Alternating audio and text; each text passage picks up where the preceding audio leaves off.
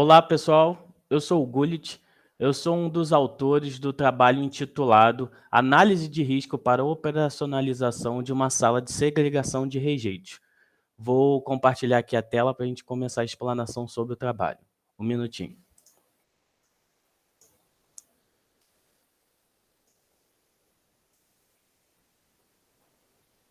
Então, como eu falei anteriormente, o nosso trabalho ele vai falar sobre a operacionalização de uma sala de segregação de rejeitos.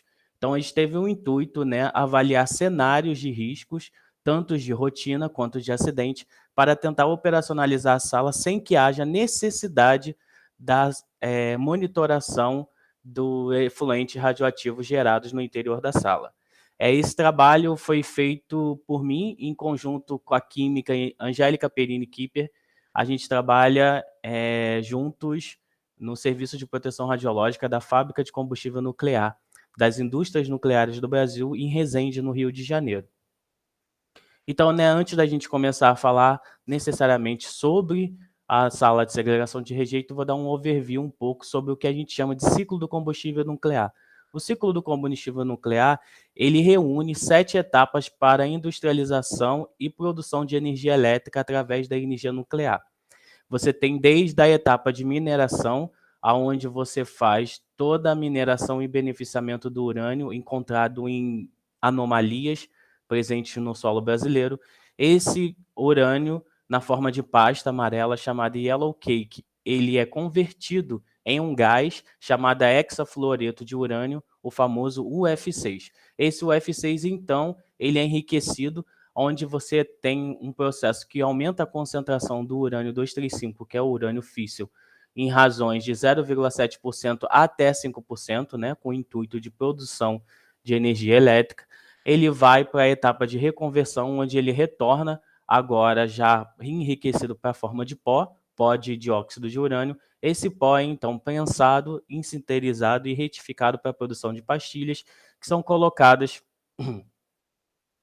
dentro de estruturas metálicas de 5 metros de altura, conhecidos como elementos combustíveis, que são direcionados aos reatores nucleares de Angra para a produção de energia elétrica. A INB é uma das responsáveis pelas etapas de mineração até a fabricação do elemento combustível. E em diversas dessas instalações você acaba tendo a geração de rejeitos radioativos, que são materiais sólidos com quantidades significativas de materiais nucleares, materiais radioativos. Então, há necessidade de uma sala de segregação de rejeitos, onde todo o resíduo gerado no interior da fábrica ele será monitorado e, se possível, descontaminado para sua destinação adequada. Então, a sala de segregação de rejeitos ela tem o intuito de atender a norma da CENEM, que é a Comissão Nacional de Energia Nuclear, é o órgão que fiscaliza as atividades de materiais radioativos no país e que contém essa norma os critérios gerais e condições básicas para gerenciamento de rejeitos radioativos nas instalações da INB. Na referida sala serão executadas algumas atividades, sejam elas de monitoração ou separação para classificação de rejeitos. Dentre esses rejeitos, foi considerado que os rejeitos que os filtros finos e absolutos do sistema de ventilação seriam os materiais sólidos com maior quantidade de materiais radioativos, que, por consequência, poderiam ocasionar uma dispersão de aerossol no interior da referida sala, tendo em vista a grande quantidade de material radioativo retida em seu interior. Os elementos filtrantes desses filtros eles não são passíveis de descontaminação. Entretanto, suas armações metálicas de sustentação poderiam ser desmontadas e descontaminadas. Então, toda essa atividade de desmontagem, de segregação do elemento filtrante para as suas partes metálicas deverão ocorrer no interior da sala de segregação. Então, desta forma, foi-se pensado em 3 cenários de riscos. Esses cenários são preliminares e serão confirmados quando da operacionalização da sala. Então, foi considerada a queda de conjuntos de filtros finos e absolutos no interior da sala, que estavam sendo desmontados sob uma mesa aspirada de 1,20 m de altura. E com isso, com essa queda abrupta, haveria desprendimento de material radioativo de material de pó de UO2 quando da manipulação. Então, a gente pegou a ficha de dados desses filtros, que ele é da marca Trox, a gente foi junto à equipe de manutenção da instalação e aos fornecedores, e a gente conseguiu levantar algumas características e dimensões. Então, dos dados, né, a gente verificou que o filtro absoluto ele possui 8 elementos filtrantes com as seguintes dimensões: 610, 610, 292, tudo em milímetro. O filtro fino ele também possui 8 elementos filtrantes com outras dimensões. A moldura é de aço zincado, galvanizado. O peso do conjunto de filtros virgens, ou seja, antes do seu uso, é de 21,7 kg e após o uso é de 27,53 kg. Então, a diferença, entende-se que a diferença de massa entre o filtro usado e o filtro virgem, de forma conservativa, foi considerada totalmente de material radioativo, de pó de dióxido de urânio.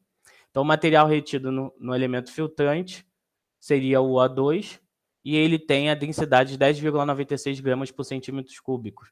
A altura da queda seria sobre da mesa, né, aspirada. Essa mesa ela tem 1,20 m, e a taxa de exaustão da sala, né, de segregação é de 1,025 metros cúbicos por segundo. E ela tem 54 trocas de ar por hora. Então, com esses dados, a gente também consegue mensurar o volume da sala. A velocidade de projeto da mesa esperada é de 1 metro por segundo e o trecho da tubulação, né, do futuro sistema de ventilação da sala, que é o SAT 25, é de 21,5 metros. Ou seja, ao ser aspirada na mesa, o material vai percorrer uma distância de 21,5 metros até ser liberado no meio ambiente. Então, aqui está o projeto, né, de forma resumida, o projeto da sala. A gente tem aqui a sala de segregação de rejeitos. Aqui tem o layout, a mesa aspirada e uma capela, aonde seriam realizadas essas atividades de segregação e desmontagem de filtros. Essa mesa aspirada, ela tem um sistema de ventilação dedicado, que é direcionado a 2 caixas de filtragem para posterior liberação na atmosfera. Então, aqui está o projeto isométrico. Então, primeiro a gente determinou o volume da sala de segregação, através desta fórmula aqui, que relaciona, né, o número de trocas de ar e a taxa de exaustão da sala, a gente consegue calcular o volume da sala. Então, substituindo os valores levantados, a gente sabe que a sala tem um volume de aproximadamente 69 metros cúbicos. Então, o primeiro cenário, a gente avaliou a queda de um conjunto de filtro, né, um conjunto de filtro fino e absoluto. E a gente conseguiu encontrar no NUREG 1320, que é uma das nossas referências, uma fórmula que foi levantada, uma forma empírica que foi levantada através de diversos experimentos que conseguem medir a dispersão de material quando da queda de dispositivos ou embalagens. Então, essa fórmula ela verifica que a massa de UO2 ressuspendida ela está relacionada à altura de queda, à densidade do material e à massa retida no dispositivo ou equipamento ou recipiente.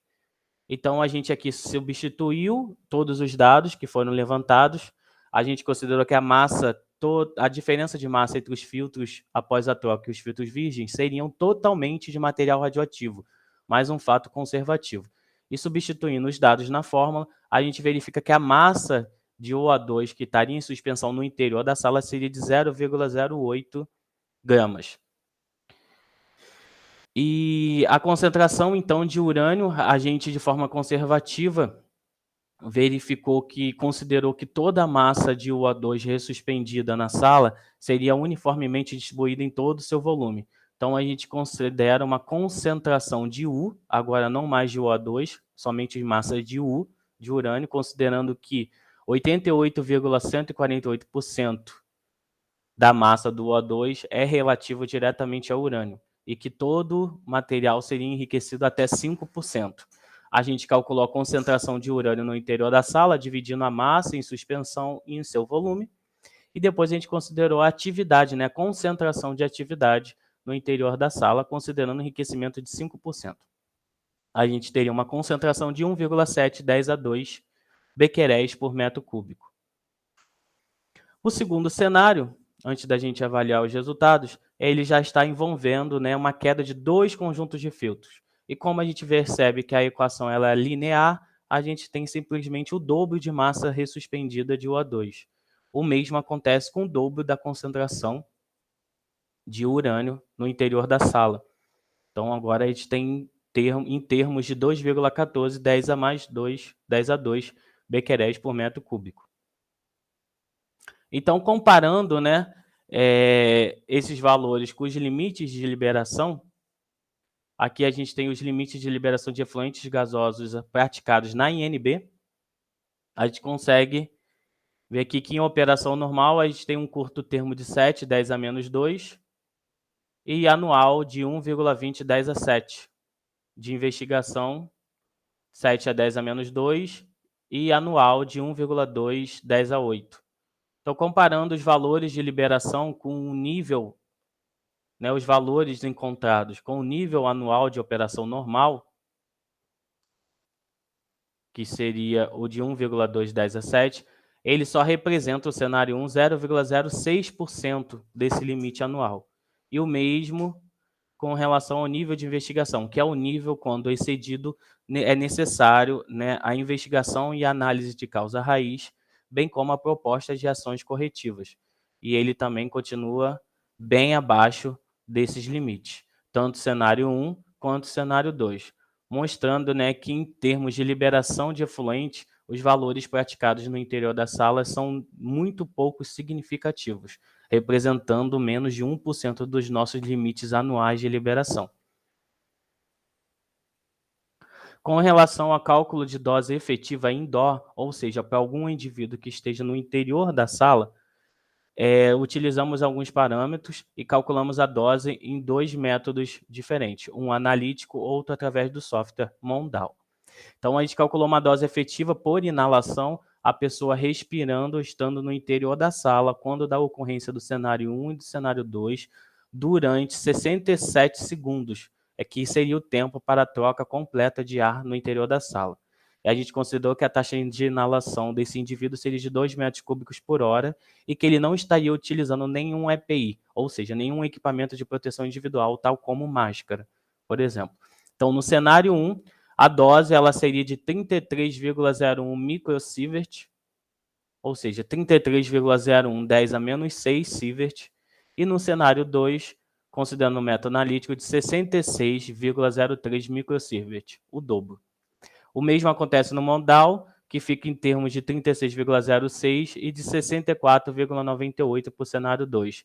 Lembrando que o nível de investigação mensal para uma pessoa que está trabalhando no interior da fábrica, né, seguindo a norma, né, 3.01 da CENEM, é de 1.000 microsievert, ou seja, também valores bem abaixo dos níveis de investigação, que é o nível que, quando ultrapassado ou excedido, há necessidade de avaliação das causas raízes e análise propostas de ações corretivas. Considerando, né, a problemática, se você acaso há a existência, a presença de zonas mortas na sala de segregação, ou seja, zonas de estagnação do fluxo de ar, onde você não houvesse efetiva renovação do ar e você tivesse ali realmente a concentração de materiais contaminantes, como o O2, a gente considerou diferentes volumes, né, disponíveis na sala. Então, quanto menor o volume, maior seria a dose que o indivíduo, né, que o colaborador que estivesse trabalhando no interior da fábrica, no interior da sala, estaria submetido. Então, considerando 90% do volume disponível da sala, a gente teria doses em torno, no cenário 2, de 70 a 80 microsievert. E considerando 50% do volume disponível na sala para dispersão, né, do material ressuspendido, a gente tem em termos de 130 a 125 microsievert, considerando o cenário 2, que seria o cenário onde haveria, né, maior dispersão de material sólido. Todos os valores aqui ainda estão abaixo dos nossos níveis de investigação, que seria de 1.000 microsievert. Considerando não agora a dose indoor, mas a dose outdoor, né, a dose, em caso desses dois cenários, para um indivíduo do grupo crítico, um indivíduo que estivesse submetido às maiores doses ocasionadas pelas liberações de efluentes gasosos e líquidos da fábrica, ou seja, alguém que estivesse morando no entorno, né, da nossa instalação, que estivesse exatamente na direção do vento, foi utilizado uma metodologia para cálculo de dose equivalente efetiva também por inalação. A gente considera uma dispersão do tipo pluma e condições rurais de coeficientes de transferências calculados anteriormente através da análise, né, dos nossos parâmetros meteorológicos levantados pela nossa torre meteorológica. Então, a gente também considera um tempo de exposição de 66,67 segundos. E para o cenário 1, a dose para esse indivíduo que estivesse na direção leste-nordeste a 750 metros de distância da nossa chaminé seria de 0,02 microsievert, bem abaixo também do limite de dose do grupo crítico, que é de 10 microsievert, para dispensa, né, de otimização, segundo a norma 3.01 também da CENEM. O cenário 2, eu teria uma dose, o dobro, né, da encontrada para o cenário 1, de 0,04, também bem abaixo ao limite de dose do grupo crítico, que é aquela dose, que é o limite que dispensa práticas de otimização. Então, pelo cenário 1 e cenário 2, a gente já conseguiu demonstrar que todos os valores verificados, tanto de dose indoor quanto de dose outdoor, estão abaixo dos limites estabelecidos por norma, demonstrando a não necessidade, né, de monitoração dos efluentes gasosos. E o cenário 3 é um cenário, né, rotineiro. A gente não está mais pensando na queda dos conjuntos de filtros, mas sim do manuseio ali e desprendimento de pó em cima da mesa aspirada. Então, novamente, a gente considerou aqui que a diferença de massa entre os filtros virgens e o filtro após de troca seria exclusivamente de dióxido de urânio, a velocidade de projeto da mesa de 1 metro por segundo e o trecho que esse material pó, né, esse pó teria que percorrer para ser liberado na atmosfera. Então, a gente calculou um tempo de liberação de 21,5 segundos até ele percorrer a superfície da mesa e ser liberado na atmosfera. Então, a gente também calculou agora, não havia necessidade de calcular dose indoor, porque o material seria instantaneamente exaurido pelo sistema de ventilação da mesa aspirada, e a gente só calculou a dose para o grupo crítico. Então, a gente também considerou uma dispersão do tipo pluma, condições rurais e os coeficientes de transferências calculados, considerando os dados da nossa torre meteorológica. E agora o tempo de exposição seria de apenas 21,5 segundos. Então, a gente aqui calculou, né, dependendo da quantidade de massa desprendida do filtro, a quantidade de dose que um indivíduo do grupo crítico estaria exposto. E a gente percebeu que até uma massa de 0,60% da massa, né, retida nos filtros, ainda assim ocasionaria uma dose muito abaixo, né, do limite anual para o grupo crítico, de 10 microsievert. Então, esse 0,60 equivale a 400 quedas avaliadas no cenário 1. Então, é uma quantidade bastante conservativa de desprendimento de material. Aqui a gente tem na forma gráfica, conforme aumenta a quantidade de massa desprendida dos filtros, aumenta a quantidade de dose do grupo crítico, mas não passando do nível de restrição de dose para indivíduos do grupo crítico, que é de 10 microsievert por ano.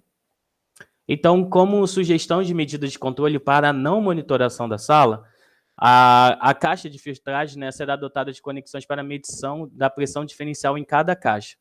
Então, controlando o diferencial de pressão, a gente consegue verificar se o sistema de exaustão, né, se as caixas de filtragem estão apropriadas para a utilização da sala. Então, se a diferencial de pressão cair a zero, a gente sabe que os filtros se romperam e a atividade ela não pode ser iniciada. Se a diferença de pressão, o diferencial de pressão, ele ficar acima de um certo nível, de um patamar, significa que as caixas de filtragem estão entupidas, ou seja, também o sistema não está apropriado para operar. Então, a gente vai ter esse controle através dos diferenciais de pressão das caixas de filtragem. A gente vai prever um sistema de intertravamento que, quando limites de diferenciais de pressão forem extrapolados, ele vai fechar automaticamente os dampers e desligar o ventilador de exaustão, com alarme sonoro e visual no local. O colaborador que estiver trabalhando no interior da sala, ao escutar o alarme sonoro e verificar o alarme visual, ele imediatamente vai sair da sala até que as equipes de segurança elas cheguem e organizem o local, né? Tenham aquele primeira verificação para retorno, né, à normalidade. A quantidade de material na sala ela vai ser controlado, vai ser restringida por medidas administrativas para não ultrapassar a massa máxima avaliada nessa análise de risco. Caso haja necessidade de uma massa maior, uma nova análise de risco deve ser feita. Então, deve ser elaborado um checklist para a verificação das condições operacionais. É mais uma medida administrativa para a gente prover, né, a segurança da sala. E a gente vai, nesse checklist, será indicado, deverá até ser observado no indicador local o diferencial de pressão, as condições de limpeza da sala, os registros dos materiais que estão no interior da sala, bem como os que já foram segregados, antes do início e no término das atividades. Uma determinação de um procedimento de aspiração inicial para a gente conseguir diminuir a quantidade de material retido nos filtros. Então, deverá haver, né, uma aspiração inicial. Os ventiladores do sistema de exaustão do novo SAD 25, que é o sistema de ventilação da nova sala de segregação, deverão ser mantidos desligados quando a sala não estiver em uso, de forma a evitar a transferência de material particulado do restante da fábrica para a sala de segregação. Então, quando a sala não estiver em uso, esse sistema vai ficar desligado para que não haja sobrecarregamento do sistema de ventilação e que haja a suspensão, né, de material que já esteja sedimentado no interior da sala. Haverá um amostrador fixo de ar, isso para em termos ocupacionais. Esse amostrador fixo ele tem a responsabilidade de verificar a qualidade de ar do interior do ambiente. Ele vai ser um indicador ocupacional, pode ser utilizado para determinação quantitativa estimada da concentração de urânio, caso haja uma ressuspensão, quando de acidente, no caso dos cenários 1 e 2. Então, caso haja uma queda de algum material que tenha quantidade significativa de material radioativo preso nele, fixado nele, esse amostrador fixo será medido e nessa medição a gente consegue avaliar a quantidade de material que ressuspendeu no interior da sala. E no caso do cenário 3, né, que é o cenário rotineiro, em uma dispersão antiatmosférica acidental, a massa de urânio liberada ela poderá ser verificada através das diferenças de massa no conjunto de filtro anterior à entrada na sala e posterior à segregação, né, à desmontagem dele. Esse é o nosso trabalho. Essas foram as nossas sugestões para a não monitoração dos efluentes gasosos. A gente conseguiu contribuir e verificar, através da análise de risco, simulando esses 3 cenários, 2 de acidente e 1 de rotina, que os limites, tanto para indivíduo ocupacionalmente exposto, que está ali trabalhando rotineiramente com material radioativo, quanto para o indivíduo do grupo crítico, que é o indivíduo que mora no interior da instalação, eles não vão ser excedidos e ultrapassados.